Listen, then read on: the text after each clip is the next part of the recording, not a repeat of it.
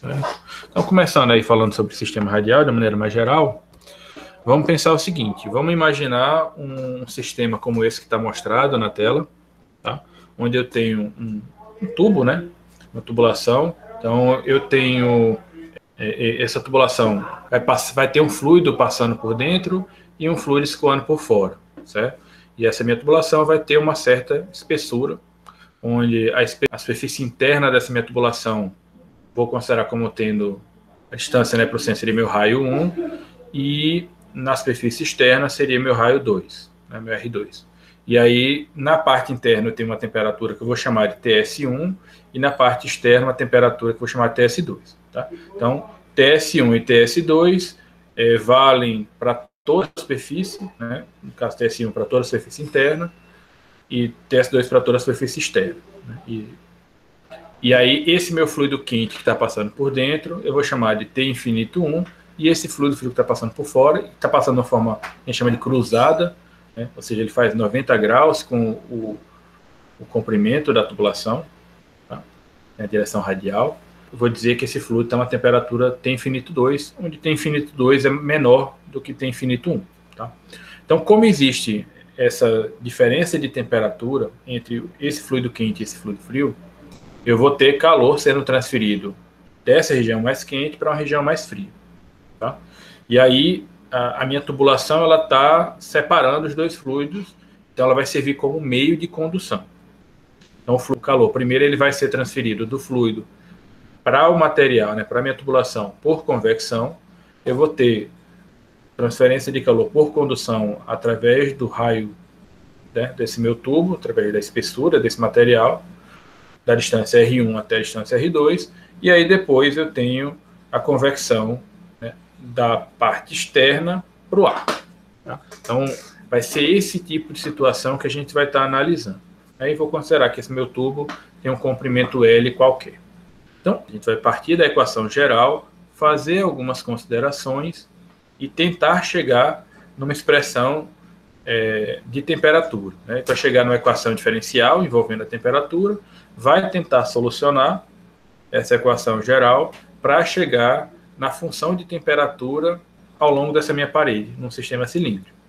E aí, com essa função de temperatura, eu posso substituir lá na lei de Fourier para encontrar uma equação específica para esse tipo de caso, né? E assim conseguir calcular a taxa.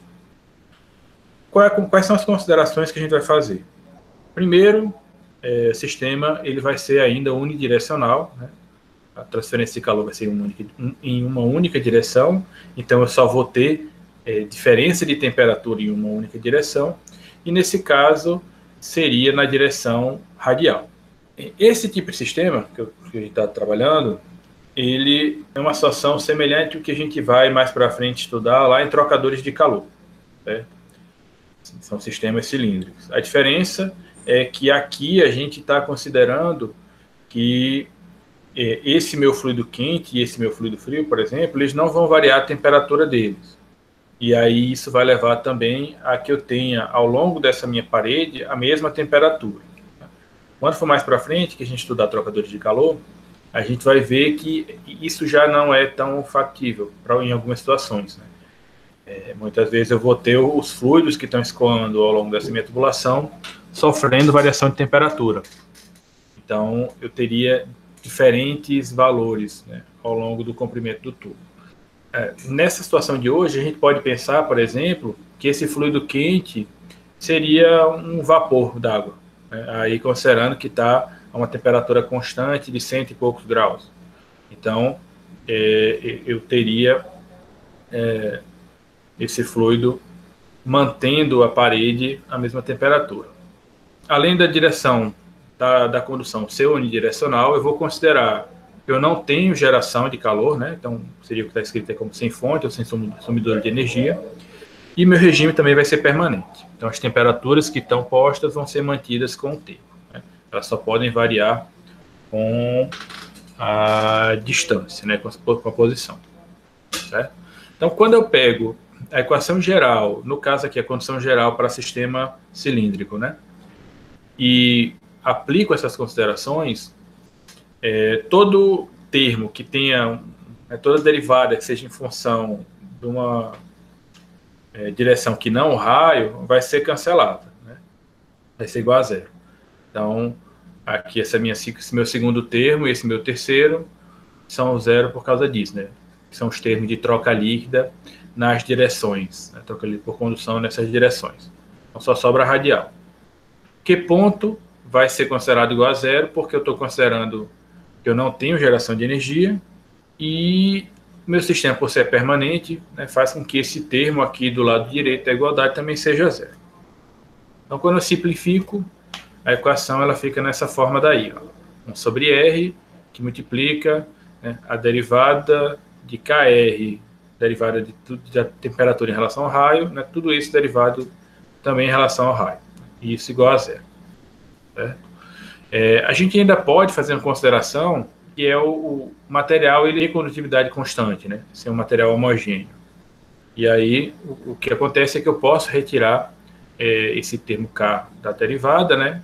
E aí, se eu dividir tudo por K, ele desaparece, né? Então, a minha equação simplificada, considerando todas essas, né, situações que a gente falou, todas essas considerações, assume essa forma daí. Então, essa equação diferencial é que eu vou tentar solucionar. Para uma equação desse tipo, a solução geral é algo dessa maneira aí, ó. A equação de temperatura em função do raio vai ser igual a uma constante C1 vezes o ln do raio mais uma segunda constante. Tá? E aí, para resolver essa equação geral, como a equação diferencial ela é de segunda ordem no espaço, né, tem uma derivada segunda ali do raio, eu preciso de duas condições de contorno. Tá? E aí, novamente, né, usando aquelas condições de contorno principais que a gente viu lá na primeira aula, eu vou adotar a primeira, se eu não me engano, que é a que considera a temperatura, né? Eu conheço a temperatura num determinado ponto. Então, eu vou ter que, para minha posição de raio igual a R1, a temperatura ali vai ser TS1. E para a posição R igual a R2, eu vou ter a temperatura sendo igual a TS2. Tá? Essas vão ser as duas condições que eu vou adotar. O que eu vou fazer? Vou agora montar um sistema para tentar solucionar. E aqui ainda é fácil a gente fazer isso, certo? Assim, sem precisar de muitos artifícios, né? Basta, por exemplo, eu considerar R igual a R1, né, fazer a substituição aqui, e onde tiver TS1, TR1 fica TS1. Então, TS1 seria igual a C1 vezes Ln de R1 mais C2. E aí montaria uma outra equação, né, para constituir meu sistema, com o de baixo. Né? Então, TS2 igual a C1 vezes Ln de R2 mais C2. E aí, se eu no meu sistema, né, se eu subtraio uma equação da outra, aí eu consigo calcular C1, por exemplo. E depois, com C1, eu consigo substituir e calcular C2. Tá? Não tem nada muito difícil de ser obtido, não. Tá? Então, fazendo essa resolução do sistema que eu mencionei para vocês, a gente encontra C1 e C2 como sendo esses dois valores. Né? C1 é igual a TS1 menos TS2 sobre Ln de R1 sobre R2, e C2 vai ser TS2 menos TS1 menos TS2 sobre Ln de R1 R2, tudo isso multiplicado por Ln de R2. Então, quando eu pego esses dois valores C1 e substituo lá na equação da temperatura, né, que na solução geral, só lembrando, era que a temperatura em função do raio era igual a C1 vezes Ln de R mais C2, eu obtenho essa equação de temperatura que está aí, que é a minha distribuição de temperatura ao longo do raio. E aí, se a gente olha, né, onde está o termo R, né, ele está num logaritmo. Então, a minha função de temperatura, nesse caso específico, né, a curva dela vai ser uma curva logarítmica. Tá? Então, enquanto para a parede plana eu tinha uma situação linear, para sistemas cilíndricos eu tenho uma distribuição de temperatura na forma logarítmica. Certo? E aí, uma vez que eu encontrei a equação de temperatura, eu vou agora substituir na equação da lei de Fourier para obter a minha equação geral para aquele caso, né? Na verdade, a minha equação específica para aquele caso. Então, substituindo, né, fazendo a derivada da temperatura em relação a x, e aí, em relação a raio, e aí substituindo a lei de Fourier, né, multiplicando, no caso, menos k vezes a área, a minha equação assume essa forma daqui, tá? E ela assume essa forma porque a área, nesse caso, é a área transversal à direção do escoamento do calor, né, da transferência de calor. Então, no caso, seria essa área lateral aqui, que vai depender da posição. Então, essa área é basicamente o perímetro vezes o comprimento L. Né? Então, como eu estou trabalhando, pegando qualquer posição, vai ser 2πr, né, que seria o perímetro, vezes L. Tá? Então, essa é a minha área. E aí, quando eu substituo na equação da lei de Fourier, da equação de temperatura, se eu derivo, eu ainda fico com o termo do raio, né? Ele fica aqui no denominador. E aí, como eu tenho o raio aqui em decorrência da área, um cancela com o outro. Então, na minha equação de taxa de transferência de calor por condução em parede cilíndrica, eu não tenho a presença do termo de raio, então não existe variação da taxa. Tá? A taxa ela é constante também ao longo do raio. Já para o fluxo, como o fluxo é a taxa dividido pela área, quando eu coloco a área, e a área, novamente, é 2πr vezes L, né, eu vou ficar com o termo de raio aqui no denominador. Então, existe uma variação do fluxo com o raio. No caso, uma diminuição do fluxo à medida que eu me afasto do centro do meu cilindro. Né? Ou seja, quanto maior for o raio, menor é o fluxo de calor. E isso a gente até pode, pela observação do problema, chegar nessa conclusão de que o fluxo varia. E que a taxa não varia, né? Que a taxa não varia e que o fluxo varia. Porque imagina o seguinte, se o meu sistema é permanente, isso significa que a mesma quantidade de calor que chegou por convecção do fluido quente para a parede vai precisar ser transferida ao longo da condução para depois ser transferido para o fluido frio, certo? Porque se eu não tenho essa igualdade, significa que eu tenho algum acúmulo de energia em algum local. E aí esse acúmulo de energia levaria a um aumento da temperatura com o tempo, e eu não estou considerando que existe aumento de temperatura com o tempo. Tá? Então, a minha taxa, por essas características, eu consigo afirmar que ela é constante. Agora, como a fluxo depende da área, tá? Vamos imaginar o seguinte, a gente pode até observar esse quadrado que está em destaque aqui, né, entre essas linhas roxas. Ó, a quantidade de calor que vai passar por essa área daqui vai ser a mesma que vai passar por essa, porque a taxa é igual. Tá? Só que a área aqui, nesse raio 2, é maior do que a área no raio 1. Aqui eu estou mostrando só a posição, mas imagine isso vezes o comprimento, né? Toda essa área daqui.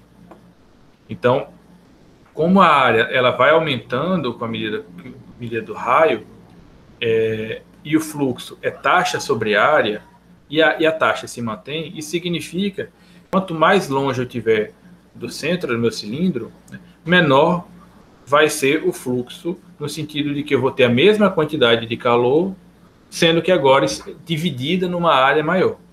Tá? Então, é como se eu estivesse, entre aspas, diluindo o meu calor ao longo da passagem, né, na direção radial, em relação para aquela área. Né? Vai ter a mesma quantidade total, taxa, né, mas para cada metro quadrado, a porção que passa acaba sendo menor. Certo? Então, fluxo varia, taxa não varia para sistema cilíndrico. O conceito de resistência térmica que a gente viu na aula passada, ele só vale quando eu tenho fluxo ou taxa constante. Certo? Então, como o fluxo para sistema cilíndrico não é constante, eu não posso aplicar esse conceito de resistência térmica se eu estiver lidando com fluxo. Eu só consigo aplicar o conceito de resistência térmica, né, montar o circuito, fazer os cálculos, se eu estiver trabalhando com a taxa de transferência de calor. Certo? Só que tem o seguinte, muitas vezes, para mim, é interessante ter uma medida, transferência de calor, em termos unitários, né? Que é o que o fluxo me dá, né? Transferência de calor em termos unitários. Então, para sistemas cilíndricos também é interessante que isso aconteça, certo? Só que a gente viu que se eu trabalhar com fluxo, me cria esse empecilho de eu não poder usar o conceito de resistência térmica. Então, o que eu posso fazer? Eu posso, ao invés de trabalhar pensando por unidade diária, pensando por unidade de comprimento desse meu tubo. Tá? Ou seja, cada metro dessa minha tubulação, desse meu cilindro, vai ter uma certa transferência de calor, né? Certa taxa de transferência de calor. E aí, para a situação dessa, né, para a taxa de transferência de calor por condução em relação ao comprimento, a análise com circuito térmico continua sendo válida, porque basicamente o que eu teria agora seria a taxa dividido pelo comprimento da tubulação, né? E aí, quando eu faço isso, o que acontece é que esse termo L, né, da equação aqui de cima, desaparece, e aí eu fico com 2π vezes K, que multiplica TS1 menos TS2, sobre Ln de R2 sobre R1. Então, eu não tenho o raio, né, eu não tenho o termo que é a minha variável dentro da equação, então ela não varia, ela é um valor constante para aquelas condições que eu tenho. Tá? Então, em muitos problemas que a gente vai analisar, que vocês vão encontrar aí, muitas vezes na vivência de vocês de engenharia, a análise pede para ser dada em função do comprimento da tubulação, né? Exatamente essa medida unitária. E aí a gente representa esse valor, né, essa taxa por unidade de comprimento, como um Q linha, né? Então, Q sem nada seria taxa, Q com duas linhas seria o fluxo, e Q com apenas uma linha seria a minha taxa por unidade de comprimento. Tá? Então, essas vão ser as três nomenclaturas que a gente vai estar adotando para taxa, fluxo e taxa por unidade de comprimento.